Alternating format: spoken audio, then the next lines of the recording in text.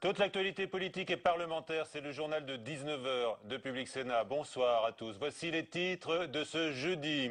Les obstacles toujours plus nombreux pour la mise en œuvre de la taxe symbole de 75% sur les très hauts revenus, mais l'idée d'un impôt dissuasif est toujours en vogue, renforcée par une loi qui viendra encadrer les rémunérations des grands patrons. Le changement dans le logement, c'est maintenant le mot de François Hollande en présentant 20 mesures d'urgence, dont une subvention de 1 350 € par ménage pour la rénovation thermique de sa maison ou de son appartement. Ce plan pour le bâtiment va-t-il assez loin? Ce sera le débat du 19 heures avec notamment sur ce plateau les sénateurs PS Claude Berry-Débat et centriste Vincent Capo-Canella. La France devient intolérante. La progression continue des comportements racistes relevés dans le rapport annuel de la Commission des droits de l'homme. Nous en parlerons avec Emmanuel Rivière de TNS Sofres qui publie par ailleurs une enquête. Mais d'abord, la convocation surprise de Nicolas Sarkozy, actuellement au palais de justice de Bordeaux dans le cadre de l'enquête sur l'abus de faiblesse dont aurait été victime Liliane Bettencourt. L'ancien chef de l'État a été confronté cet après-midi à l'ancien majordome de la milliardaire. Explication de Mélanie Bontemps. Un ancien président de la République française, un majordome, une confrontation inédite au palais de justice de Bordeaux. L'objectif du juge gentil est simple, vérifier combien de fois Nicolas Sarkozy s'est rendu au domicile de Liliane Bettencourt pendant sa campagne présidentielle de 2007. Une seule fois, affirme l'ex-président, pour rencontrer le mari de Madame Bettencourt. Mais certains membres du personnel de l'hôtel particulier de Neuilly ont des souvenirs différents. D'autres confrontations pourraient suivre pour déterminer si ces éventuelles rencontres visaient à demander de l'argent à la milliardaire pour financer la campagne présidentielle. Nicolas Sarkozy avait été placé sous le statut de témoin assisté en novembre dernier. Sur cette question du nombre de visites au domicile de l'héritière de L'Oréal, l'ancien président ne risque pas nécessairement une mise en examen. Le cactus des 75%, nouvelle mise en garde au gouvernement contre le risque d'une taxe confiscatoire sur les très hauts revenus. Le Conseil d'État fixerait un maximum à 66,66%. La volonté politique demeure de créer un impôt dissuasif contre les très hauts revenus. Paul Bouffard. Ce pourrait bien être le casse-tête du quinquennat Hollande. Après censure du Conseil constitutionnel, la taxe à 75% des très hauts revenus est malmenée par les sages du Conseil d'État. La haute juridiction recommanderait un abaissement à 66,66%. Pour la sénatrice Laurence Rossignol, c'est tout de même mission accomplie. Ça va se finir à 66,66%. Le candidat François Hollande avait dit 75%. Et visiblement, ce qui va rester quand même, c'est l'idée d'une taxe supplémentaire, d'un prélèvement supplémentaire. Et à 9% près, je trouve qu'elle a été plutôt bien ajustée, cette taxe. Le Conseil d'État préconiserait que cet impôt soit conjugalisé, comme le prônait le Conseil constitutionnel. Pour le président de la Commission des finances, la campagne présidentielle n'excuse pas tout. À mon avis, le gouvernement s'est lui-même mis dans un beau corner. Il est normal que le Conseil d'État confirme l'approche juridictionnelle du Conseil constitutionnel, puisqu'il y a une communauté de culture juridique entre le Conseil d'État et le Conseil constitutionnel.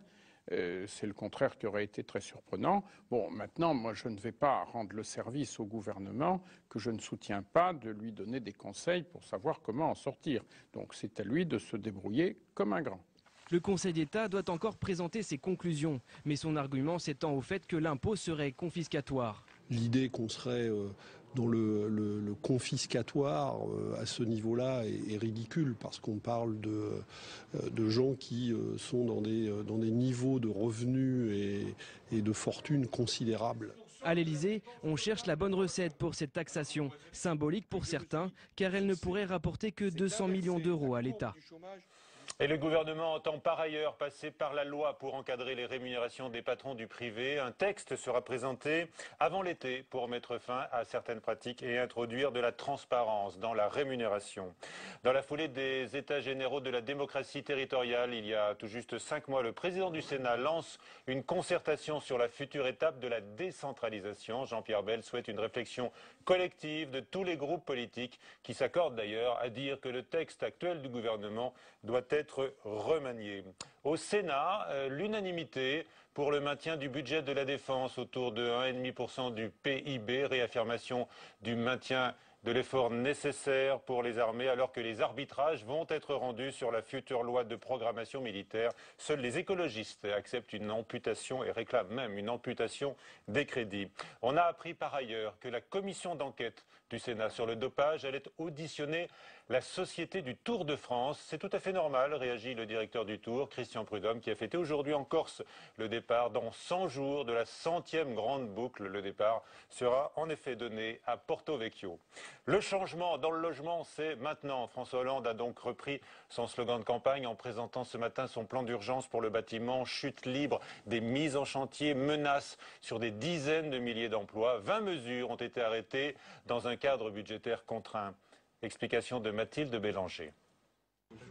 Les professionnels du bâtiment les attendaient avec impatience. Ce matin, François Hollande a déroulé ses 20 mesures pour le logement. La première, c'est de lever tous les freins à la construction. Des freins financiers d'abord. La TVA sera réduite à 5% pour la construction de logements sociaux et une subvention de 1 350 € sera accordée aux ménages de classe moyenne pour leurs travaux de rénovation énergétique.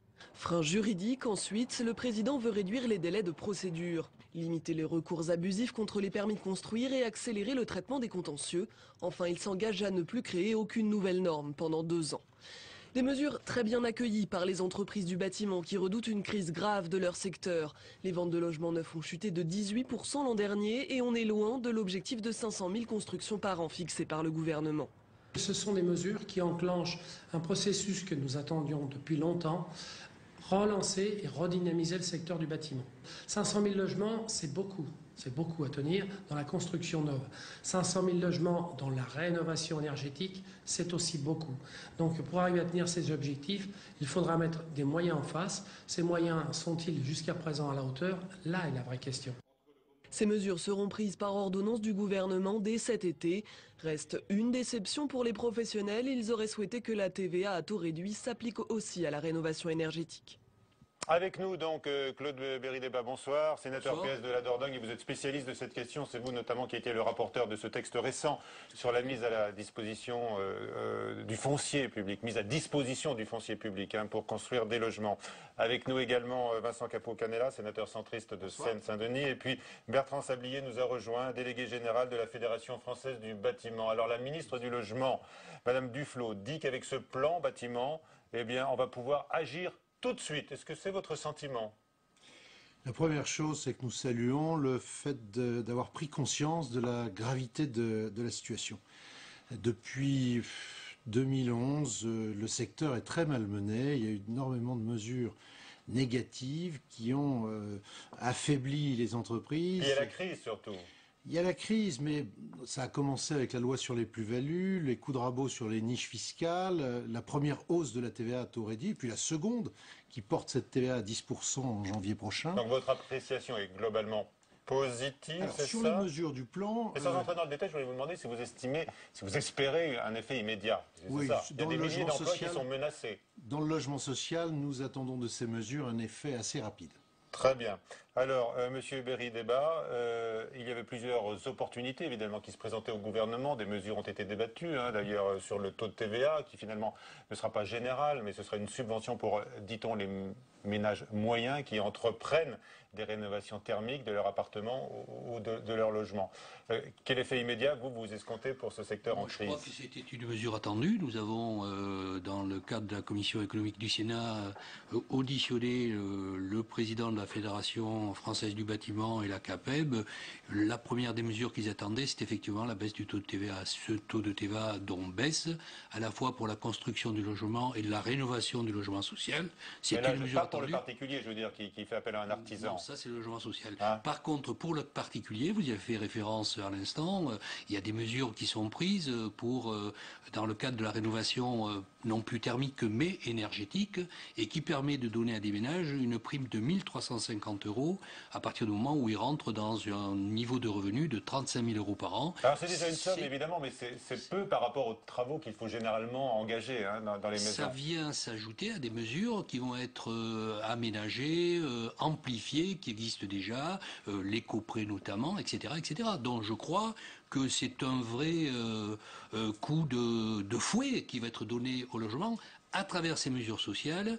Pour la construction de logements, il y a derrière des mesures qui vont accompagner les entreprises du bâtiment. Comme vous l'avez dit, on était aujourd'hui dans une situation difficile, 40 000 emplois qui pouvaient être, je dirais, mis en cause. Je voudrais dire simplement que le taux de 5% de TVA ramené aux bailleurs sociaux permet de dégager par logement 6 000 euros d'autofinancement et ça représente à peu près presque 25 000 logements qui pourraient être construits simplement avec cette mesure fiscale. C'est quand même important. C'est une bonne nouvelle apparemment pour les bailleurs sociaux.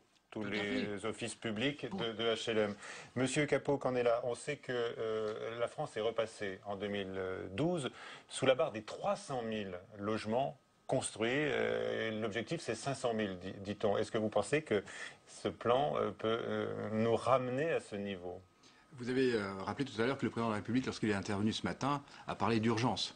Et c'est un aveu en soi, parce que nous avions alerté ici même au Sénat lors de la première discussion du texte Duflot. C'est le grand combat de Jean-Louis Borloo. Hein. Voilà. Alors, ce texte-là Duflot avait d'abord été annulé par le Conseil constitutionnel, mais de discussion en discussion, nous alertons sur la situation des professionnels, la situation des demandeurs de logement, et nous constatons qu'il y a 40 000 emplois en jeu, qu'il y a 20% de ventes en moins, et qu'il y a 30% de mise en construction en moins. Donc il y avait véritablement une urgence absolue, et le président intervient fin mars, là où nous alertions dès le mois d'octobre, dès la première discussion de la loi Duflot. Donc nous souhaitons que ces mesures maintenant entrent en œuvre rapidement et nous doutons quand même que des moyens suffisants soient mobilisés parce que le bâtiment c'est aussi le reflet de l'économie et malheureusement la situation budgétaire de la France est telle que ce plan est finalement quasiment pas financé. Pas financé. En tous les cas, il y a des mesures qui ne coûtent rien, qui sont peut-être intéressantes. On peut s'attarder, Monsieur Sablier, notamment sur les normes nouvelles qui étaient prévues pour la construction. Et puis alors, il y a un phénomène très intéressant. Les élus sont directement concernés parce qu'ils le vivent au quotidien dans leur commune, dans leur département.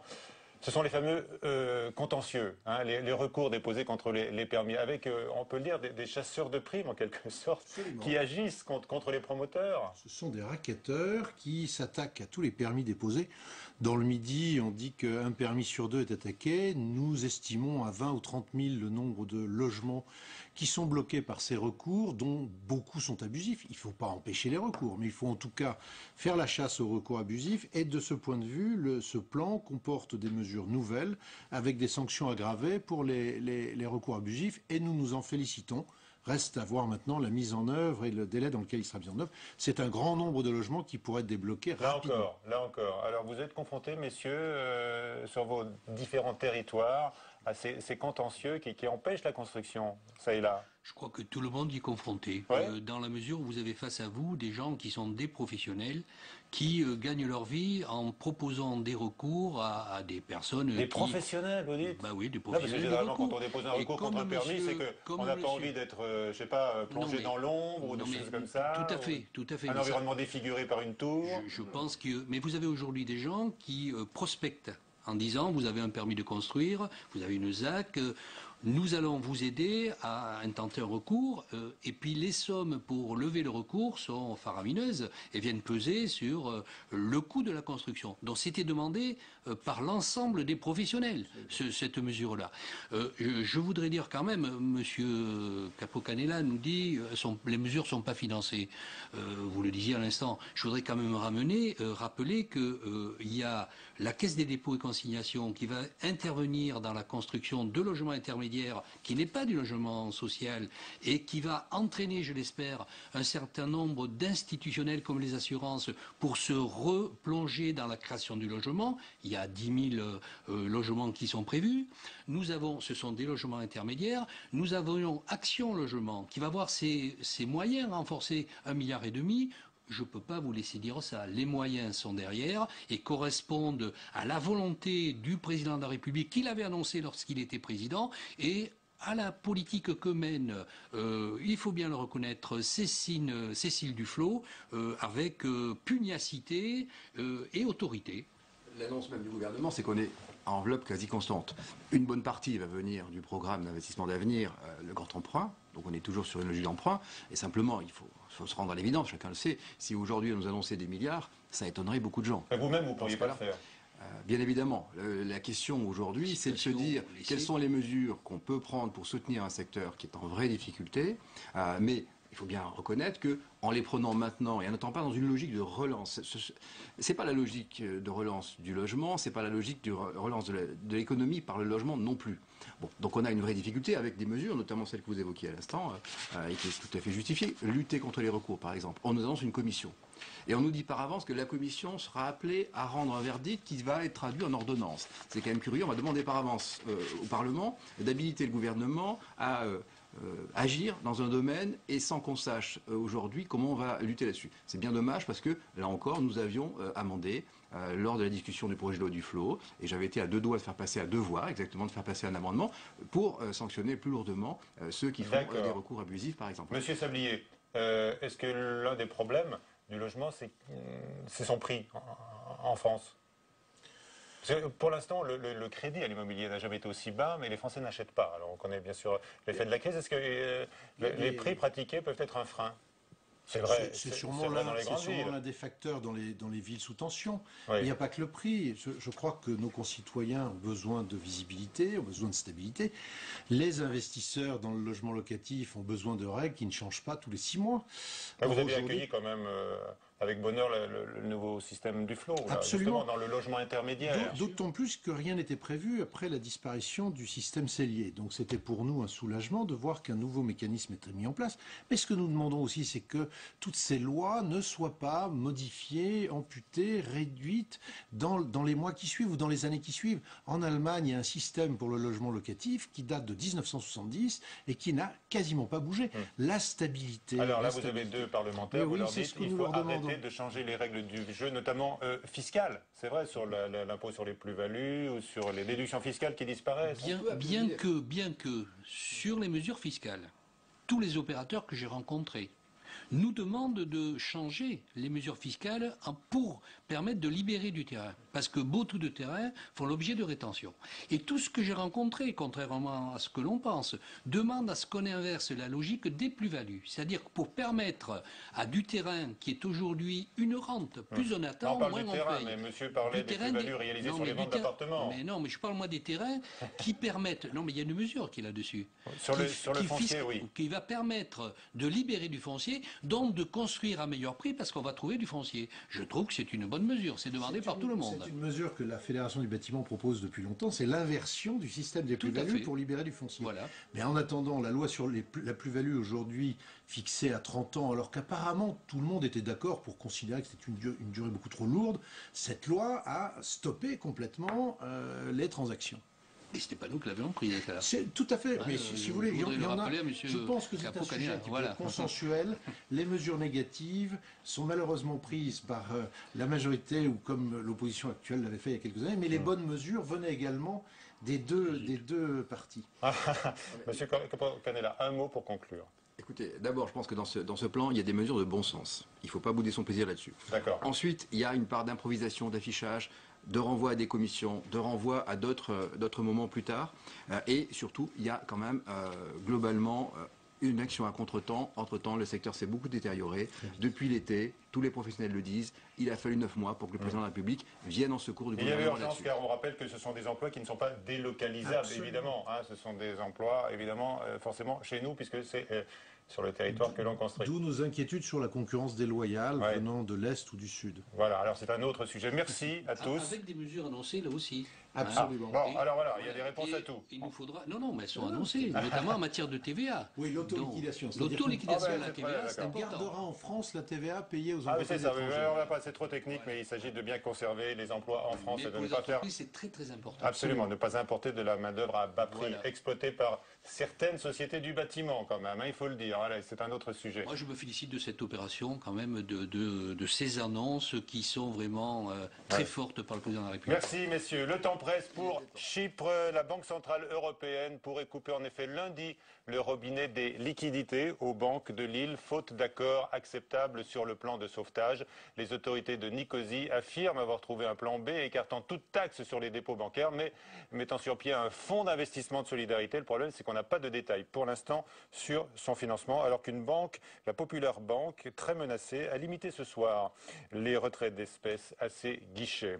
Alors que François Hollande voit le Mali retrouver l'intégrité de sa souveraineté territoriale dans quelques jours, il l'a dit hier soir au dîner du CRIF, une offensive de djihadistes a été repoussée aujourd'hui à Tombouctou. 10 morts parmi les assaillants, un parmi les militaires maliens. Nathalie Guillouard.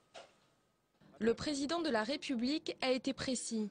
La souveraineté du Mali, a-t-il expliqué, sera rétablie sur la quasi-totalité du territoire dans quelques jours. Un optimisme mis à mal par les incidents de cette nuit et qui laisse perplexe au sein même de la commission de la défense du Sénat. Je pense qu'il faut faire effectivement très attention parce que le fait de remporter des victoires sur le terrain, c'est une chose. Le fait de se maintenir et de maintenir la paix retrouvée va en être une autre. À gauche, on estime que les récents incidents n'entravent pas la bonne marche des troupes françaises pour la reconquête totale du pays. Nous sommes sur la bonne voie. L'objectif affiché, c'est effectivement de rendre la pleine souveraineté du territoire. Les opérations sont efficaces, on peut le dire, de ce point de vue-là. Mais évidemment, chacun sait que des éléments dispersés peuvent à tout moment réapparaître. Autre signe d'optimisme des pouvoirs publics, l'annonce du début de retrait des troupes françaises d'ici à fin avril, une décision loin d'apparaître comme un non-sens pour Jean-Pierre Chevènement. L'expérience historique, celle de l'Algérie, celle du Vietnam, celle de l'Irak, celle de l'Afghanistan, montre que des armées qui peuvent être bien accueillies au départ finissent par être ressenties comme des armées d'occupation. Bientôt, le Parlement devra se prononcer sur la suite du conflit. Selon la Constitution, l'Assemblée nationale comme le Sénat devraient être consultés 4 mois après le début des opérations militaires. En Syrie, un attentat a été perpétré tout à l'heure en plein centre de Damas, dans une mosquée sunnite. On compte au moins 16 morts, dont un dignitaire religieux qui est très connu notamment pour ses positions pro-régime. Les actes racistes n'ont jamais été aussi nombreux en France. Ils progressent encore dans le baromètre de la Commission consultative des droits de l'homme, qui parle d'une situation préoccupante pour notre pays. L'intolérance s'installe. Fabrice Cunet.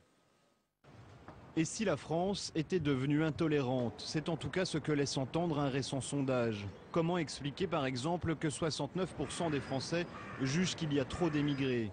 Sur tous les bancs, on pointe d'abord du doigt un contexte économique difficile. Ce rapport est une alerte à nouveau, et c'est un phénomène européen. Les populismes et les replis sur soi sont souvent le pendant de ces moments de crise. La faute à la crise donc, mais dans son rapport, la Commission des droits de l'homme met aussi la classe politique devant ses responsabilités. Une responsabilité qui serait partagée avec d'autres pour Catherine Procaccia, journal à l'appui. Mais c'est des Français, c'est pas des étrangers. Vous disiez, c'est l'enfer depuis 2 ans. Donc c'est vrai qu'il y a un traitement de l'information et des réactions qui est susceptible d'engendrer davantage d'intolérance.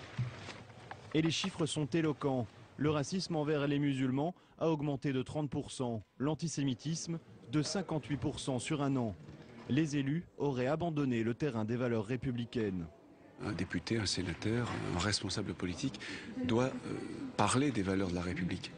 Il doit les faire vivre. Donc voilà, liberté, égalité, fraternité. Il faut illustrer concrètement chaque fois qu'on le peut ce que ça veut dire. Et je le fais notamment dans les écoles, quand j'inaugure une école ou un collège dans mon département. Mercredi soir, au dîner annuel du CRIF, François Hollande a rappelé le projet du gouvernement d'enseigner la morale laïque à l'école pour défendre les principes de la République. Défendre, ou plutôt sauver, des valeurs visiblement menacées. Avec nous, Emmanuel Rivière, bonsoir. Vous êtes directeur à TNS-Sofres et vous avez mené votre enquête en appui à celle de la Commission nationale consultative des droits de l'homme. Alors, on se demande comment on peut mesurer cette poussée d'intolérance. On la constate sur les sites sociaux, sur Twitter. D'ailleurs, le chef de l'État a alerté sur ce thème. Et hier soir, vous-même, comment est-ce que vous avez procédé? Alors, On la constate effectivement à travers les indicateurs déjà des sondages. C'est-à-dire qu'il y a au moins deux grandes tendances qui sont décelées. À la fois une augmentation du nombre de Français qui estiment qu'il y a trop d'immigrés en France et un sentiment aussi islamophobe qui progresse. Et pour éclairer tout ça, la Commission nationale consultative des droits de l'homme nous a confié le soin de réaliser des entretiens approfondis pour essayer de trouver les explications et notamment de la progression de ce sentiment islamophobe, y compris chez des catégories plus éduquées, les cadres, qui en étaient jusqu'à présent à l'abri. Et alors ? Il y a deux éléments. Il y a d'abord un élément de contexte général qui est le regard que les Français portent sur leur propre société, qui est une société sur laquelle ils ont de grandes inquiétudes, parce qu'ils la jugent très divisée, très morcelée, en difficulté à faire société justement. On a du mal en France aujourd'hui à voir ce qui nous rassemble. Donc tout ce qui va sembler menacer cette unité et une identité française qui est de plus en plus compliquée à trouver, effectivement, va être regardée avec rejet. Puis il y a les éléments économiques qui ont été cités dans votre sujet, et là, il ne faut pas se tromper, c'est pas tellement l'emploi, contrairement à ce qu'on pourrait penser, vu la recrudescence du chômage, c'est plutôt le sentiment très fort chez un certain nombre de Français qu'il y aurait une immigration qui viendra en France, non pas pour contribuer, mais pour profiter d'un système de protection sociale extrêmement généreux, et dont on sait par ailleurs qu'il est en grande difficulté et menacé par les déficits. Et donc, c'est pas l'immigré qui vient travailler qu'on va pointer du doigt, mais celui qui vient ne pas travailler et profiter d'une certaine générosité. Lors de vos entretiens approfondis, comme vous le dites, je crois moins d'une quarantaine de personnes, oui. Est-ce que vous avez senti que la parole se libère ou se lâchait plus facilement? C'est vrai, c'est d'autant plus net qu'on a conduit le même type d'enquête il y a 3 ans, et alors qu'il y avait beaucoup de réticence à dire ce qu'on avait un petit peu sur le cœur, là les choses se sont un petit peu plus libérées. C'est vrai qu'il y a un contexte banalisé, et puis il y a des exemples. C'est vrai que le fait que dans la parole publique de responsables politiques, des choses ont été dites dans les mois récents. Soyez précis là, qu'est-ce que vous voulez dire? Je veux dire, dans certaines approches, du dossier sécuritaire par exemple? Du dossier sécuritaire, le racisme anti-blanc, l'histoire du pain au chocolat, tout ça fait écho, et d'ailleurs c'est pas prononcé par hasard, à un sentiment. Et alors, il y a ce sont les hommes politiques qui courent derrière l'opinion, mais qui en même temps la façonnent. Et qui en même temps, effectivement, disent que cela peut être dit sur la place publique, et on le voit, les gens sont plus à l'aise pour dire un certain nombre de choses, et c'est vrai que sur l'islam, en plus, il y a plusieurs éléments, parce que la réaction à l'islam telle qu'on le voit, elle va se nourrir d'une part du sentiment que chez ceux qui sont très attachés à une identité française où la part chrétienne serait importante, et ils considèrent l'islam comme un élément extérieur, mais il y a aussi, et c'est ce qui explique la recrudescence du sentiment islamophobe dans d'autres catégories de population, une inquiétude par rapport à la place des femmes dans la religion musulmane, et une inquiétude aussi par rapport à la laïcité. Et ce qu'on a observé dans ces entretiens d'1h30 à chaque fois, c'est que la laïcité, c'était peut-être ce qui nous restait en dernier comme élément fondateur et qui nous rassemble d'identification de la situation française. On peut s'inquiéter d'un recul des valeurs de tolérance de la République, mais en même temps, il y a un attachement, par exemple, à la laïcité qui fonde notre vivre ensemble, justement. Et qui semble menacée parce qu'on a une vision de l'islam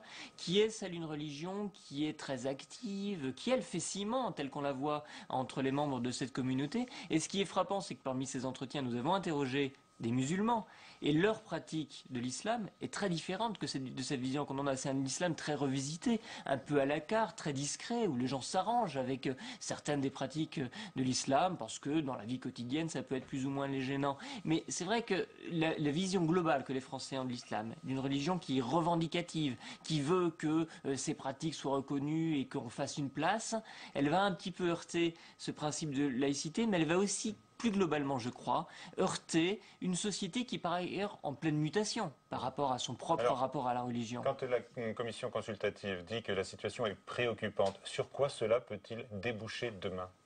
Alors, il y a plusieurs aspects. D'abord, il y a une recrudescence des violences qui est notée par la Commission, y compris d'ailleurs à l'égard de la communauté juive, alors que le sentiment antisémite en France est quand même en recul très très net depuis la guerre et de manière quasi constante. Et après, on s'interroge bien sûr sur les prochains rendez-vous électoraux.